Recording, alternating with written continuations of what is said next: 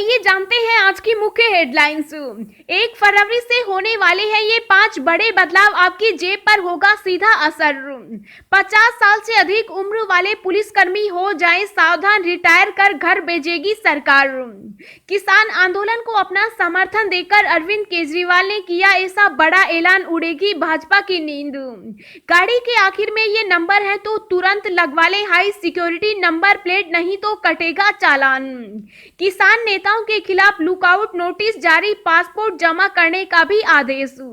राजनाथ सिंह ने अमेरिका के नए रक्षा मंत्री ऑस्टिन से क्षेत्रीय वैश्विक मुद्दों पर बात की। जी हां दोस्तों, और भी बहुत बड़ी काम की खबरें निकल कर आ रही है, इसलिए वीडियो को लास्ट तक जरूर देखना। तो चलिए जानते हैं एक एक करके तमाम बड़ी खबरों को। पर इससे पहले अभी तक आपने इस वीडियो को लाइक नहीं किया तो लाइक कर दीजिए।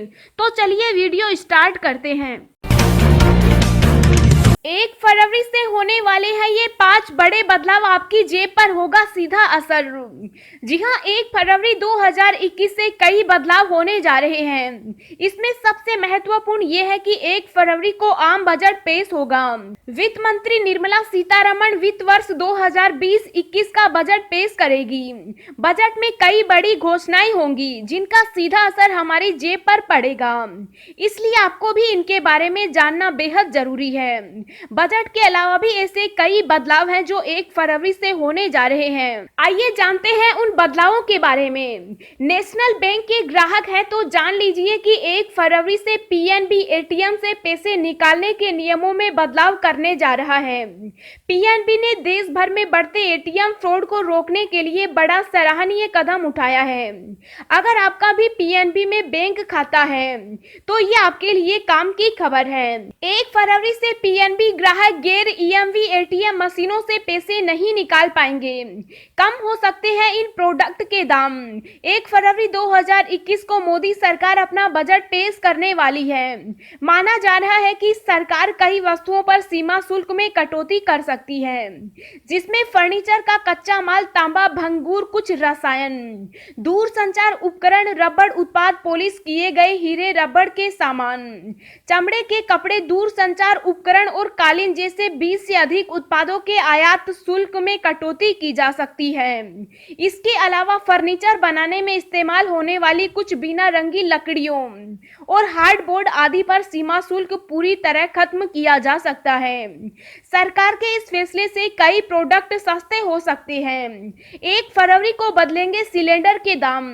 आपको बता दें कि हर महीने की पहली तारीख को तेल कंपनियां रसोई गैस सिलेंडर और कमर्शियल सिलेंडर के दाम तय करती है। इस हिसाब से 1 फरवरी को सिलेंडर की कीमतों में बदलाव होगा। शुरू होगी अंतर्राष्ट्रीय उड़ानें। एयर इंडिया एक्सप्रेस ने नई घरेलू और अंतर्राष्ट्रीय उड़ानों का ऐलान किया। एयर इंडिया एक्सप्रेस फरवरी से 27 मार्च 2021 के दौरान त्रिची और सिंगापुर के बीच रोजाना फ्लाइट शुरू करेगी। रूट में और भी कनेक्शन होंगे। पीएमसी बैंक के एडमिनिस्ट्रेटर ने बैंक को दोबारा खड़ा करने के लिए निवेशकों से अपने ऑफर देने के लिए 1 फरवरी तक अपने प्रस्ताव देने की डेडलाइन तय की है।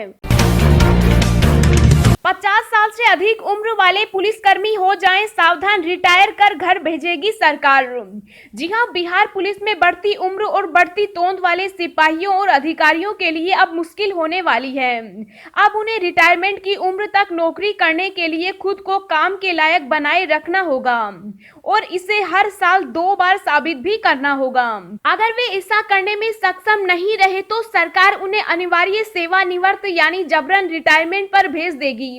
बिहार सरकार का गृह विभाग 50 वर्ष से अधिक उम्र के सरकारी पुलिस कर्मियों की कार्य दक्षता की समीक्षा करेगा। इसके लिए 2 समितियों का गठन किया गया। हर साल जून व दिसंबर माह में प्राप्त आवेदनों के आधार पर बैठक का आयोजन होगा, जिसमें बुजुर्ग कर्मियों की कार्य दक्षता के अनुसार आगे कार्यवाही की अनुशंसा की जाएगी। जरूरत होने पर अनिवार्य सेवानिवृत्त भी दी जाएगी। गृह विभाग ने इसको लेकर आदेश जारी कर दिया है। भारत का सबसे लंबा express express way highway 1305 kilometre लंबा, जानिए कब तक होगा तैयार। जी हां, भारत में दिल्ली और मुंबई के बीच देश का सबसे बड़ा एक्सप्रेस वे बनाया जा रहा है, जिसकी लंबाई करीब 1305 किलोमीटर है। इस एक्सप्रेस वे को बनाने में कुल 90,000 करोड़ रुपए की लागत आएगी। खुद केंद्रीय मंत्री नितिन गडकरी ने इस बारे में जानकारी दी। इसे 2018 में शुरू किया गया था और 9 मार्च 2019 को इसकी आधारशिला रखी गई। कुल 5 राज्यों से गुजरने वाला ये एक्सप्रेसवे जनवरी 2023 तक बनकर तैयार हो जाएगा। जिन राज्यों से ये गुजरेगा उनमें दिल्ली, राजस्थान, मध्य प्रदेश, गुजरात और महाराष्ट्र शामिल हैं। एक्शन में योगी सरकार, डीएम ने गाजीपुर धरना स्थल खाली करने का दिया आदेश, बड़ी हलचल। जी हां, देश की राजधानी दिल्ली में ट्रैक्टर रैली के दौरान हुई हिंसा को देखते हुए उत्तर प्रदेश के मुख्यमंत्री योगी आदित्यनाथ ने प्रदेश के सभी डीएम और एसएसपी को प्रदेश से किसानों का धरना खत्म कराने का आदेश दिया।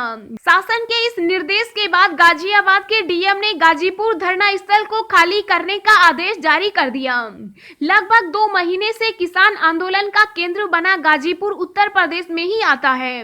किसान संगठन के प्रवक्ता राकेश टिकैत यहीं से आंदोलन का संचालन करते हैं। योगी आदित्यनाथ सरकार के आदेश के बाद से गाजीपुर में बड़ी संख्या में सुरक्षा बलों का जमावड़ा देखा जा रहा है। दोस्तों, अगली खबर जानने से पहले वीडियो को एक छोटा सा लाइक जरूर करें।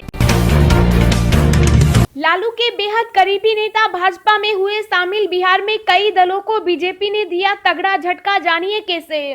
जी हां, राष्ट्रीय जनता दल के पूर्व सांसद सीताराम यादव, पूर्व विधान पार्षद दिलीप कुमार यादव सहित विभिन्न दलों के कई नेताओं ने भारतीय जनता पार्टी के प्रभारी भूपेंद्र यादव की मौजूदगी में भाजपा की सदस्यता ग्रहण की। इस मौके पर बिहार प्रदेश अध्यक्ष डॉक्टर संजय जायसवाल सहित कई नेता मौजूद रहे। भाजपा प्रदेश कार्यालय में आयोजित मिलन समारोह में राजद के पूर्व सांसद और लालू यादव के बेहद करीबी रहे सीताराम यादव समेत राजद के कई नेताओं ने भाजपा का दामन थाम लिया। किसान आंदोलन को अपना समर्थन देकर अरविंद केजरीवाल ने किया ऐसा बड़ा ऐलान, उड़ेगी भाजपा की नींद। जी हां, दिल्ली के मुख्यमंत्री अरविंद केजरीवाल ने किसान आंदोलन जारी रहने और इस आंदोलन को अपना पूरा समर्थन देने की बात कही। इसके साथ ही उन्होंने कहा कि आम आदमी पार्टी अगले 2 सालों में होने वाले 6 राज्यों के विधानसभा चुनाव लड़ेगी। अरविंद केजरीवाल ने यह ऐलान करते हुए कहा कि उनकी पार्टी उत्तर प्रदेश, उत्तराखंड, पंजाब, गोवा, गुजरात और हिमाचल प्रदेश में विधानसभा चुनाव लड़ेगी। दिल्ली के मुख्यमंत्री अरविंद केजरीवाल ने पुलिस पर फर्जी केस बनाने के आरोप लगाए। आम आदमी पार्टी की राष्ट्रीय काउंसिल की बैठक में उन्होंने कहा कि असल में जिन्होंने हिंसा के लिए जो जिम्मेदार हैं, उनको सख्त से सख्त सजा मिलनी चाहिए। मुख्यमंत्री ने कहा 26 जनवरी को जो हुआ वो दुर्भाग्यपूर्ण था, उसके असली गुनाहगारों को सजा देनी चाहिए, फर्जी केस नहीं होने चाहिए। किसानों के मुद्दे अभी खत्म नहीं हुए, किसान आंदोलन खत्म नहीं होगा, हम सबको किसानों का साथ देना होगा।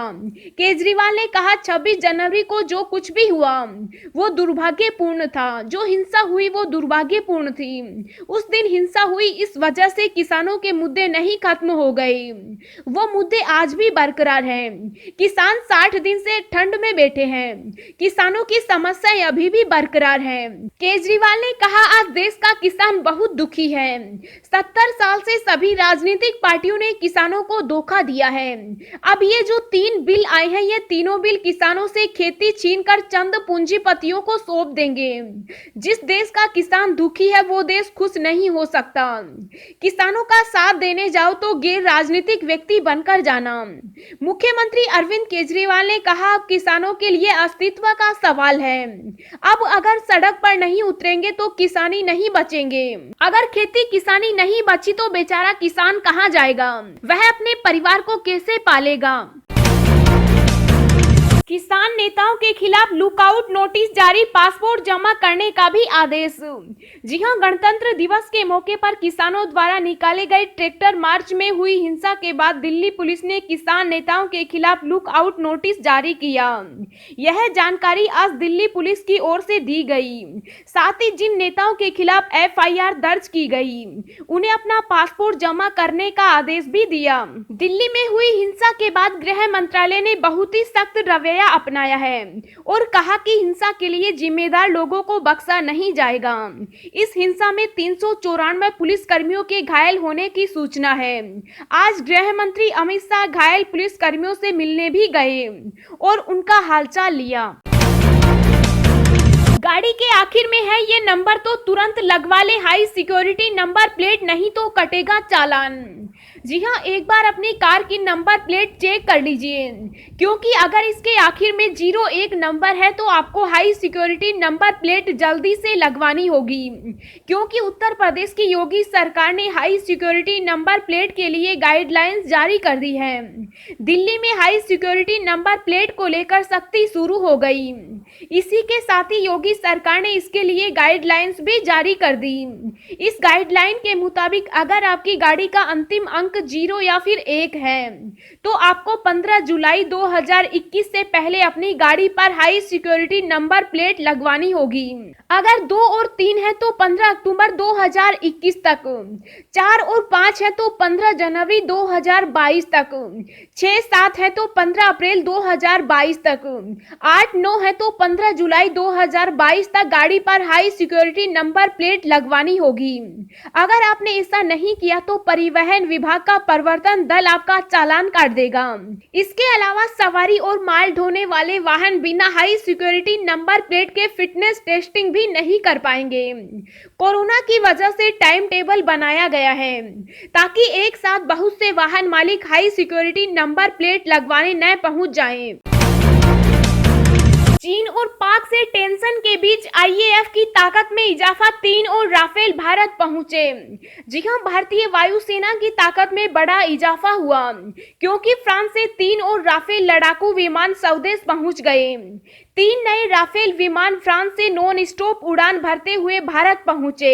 इन राफेल विमानों ने लगातार उड़ान भरते हुए 7000 किलोमीटर की दूरी तय की और बीच रास्ते हवा में ईंधन भरा। इन विमानों ने फ्रांस के इस्रे एयर बेस से उड़ान भरी। इन विमानों को संयुक्त अरब अमीरात ने एमआरटीटी द्वारा हवा में ईंधन उपलब्ध कराया गया। भारतीय वायुसेना ने राफेल विमानों को एक बीच रास्ते में टैंकर सपोर्ट देने के लिए यूएई का आभार जताया। राफेल विमानों का ये बैच फ्रांस से खरीदे गए राफेल विमानों की डिलीवरी का तीसरा सेट है। भारतीय वायुसेना ने 36 राफेल विमान फ्रांस से 59,000 करोड़ में सितंबर 2016 में खरीदे। 3 नए विमानों के आने से भारत के पास 11 राफेल विमान हो गए। भारत ने आज बहरीन और श्रीलंका को दी वैक्सीन की सौगात, मुंबई से कोविशील्ड की खेप रवाना। जी हां, कोरोना के खिलाफ भारत लगातार डटकर लड़ाई कर रहा है। देश में दुनिया का सबसे बड़ा टीकाकरण अभियान चल रहा है। भारत में 2 वैक्सीन को आपात इस्तेमाल की मंजूरी मिल चुकी। ऐसी स्थिति में भारत केवल अपने लोगों के लिए ही नहीं बल्कि दुनिया के दूसरे देशों को भी वैक्सीन पहुंचा रहा है। कोरोना वायरस से बुरी तरह प्रभावित कई देशों में भारत वैक्सीन दे रहा है। बहरीन और श्रीलंका के लिए भारत टीकों की खेप पहुंचा रहा है। बता दें कि भारत के सीरम इंस्टीट्यूट द्वारा बनाई गई वैक्सीन कोविशील्ड की एक खेप आज मुंबई से श्रीलंका की राजधानी कोलंबो और बहरीन के लिए रवाना की जाएगी। राजनाथ सिंह ने अमेरिका के नए रक्षा मंत्री ऑस्टिन से क्षेत्रीय वैश्विक मुद्दों पर बात की। जी हां, रक्षा मंत्री राजनाथ सिंह ने अमेरिका के नए रक्षा मंत्री लॉयड ऑस्टिन से बातचीत के दौरान क्षेत्रीय और वैश्विक मुद्दों, विशेष रूप से हिंद प्रशांत घटनाक्रम को लेकर चर्चा की।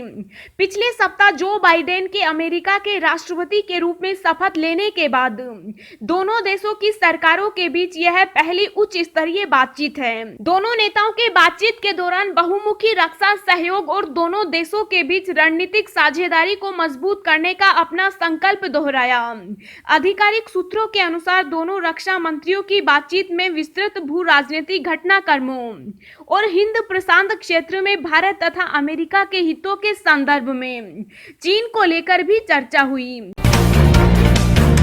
अब हम आपको अगले 24 घंटों के संभावित मौसम पूर्वानुमान के बारे में बता रहे हैं। आगामी 24 घंटों के दौरान पूर्वी मध्य प्रदेश और छत्तीसगढ़ के कुछ हिस्सों में हल्की बारिश होने की संभावना है।